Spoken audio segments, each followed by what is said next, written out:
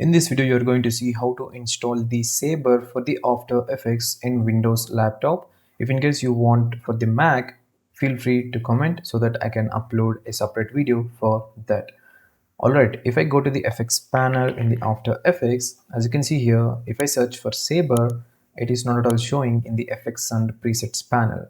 To install this, go to this site or you can directly search for the Saber plugin and click on this link and it will be open like this. And on the right side you can see it for two options: Saber for Windows, Saber for Mac. So for this video I'm clicking on Saber for Windows. If I see it here, this is how the file will be downloaded. I'm extracting it. So this is the process you also need to follow, guys. After that, double click on it, then click on install. But before that, what I have to do is I need to close this After Effects.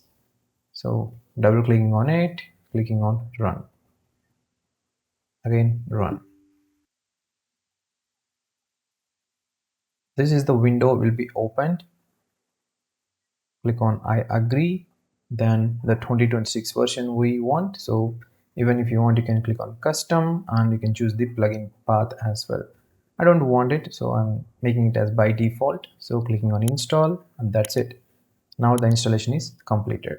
Now I'm opening the After Effects. Now we will go and search the Saber plugin in the Effects and Presets panel. If it's installed perfectly, we can see that. So I'm just searching it for Saber. As you can see here, the Saber is showing now. So if I create quickly a solid color, then a text layer above that so that you can see it properly. Size to 300. For the masking, we need to go to layers, auto trace. Now it is created the tracing part. So now if I go to the effects and preset and apply the Saber effect, as you can see here, it is applied. So now if I go to the FX control, then customize core to layer masks, it will be applied. I just change it to some different thing and change these settings so that you can understand much better.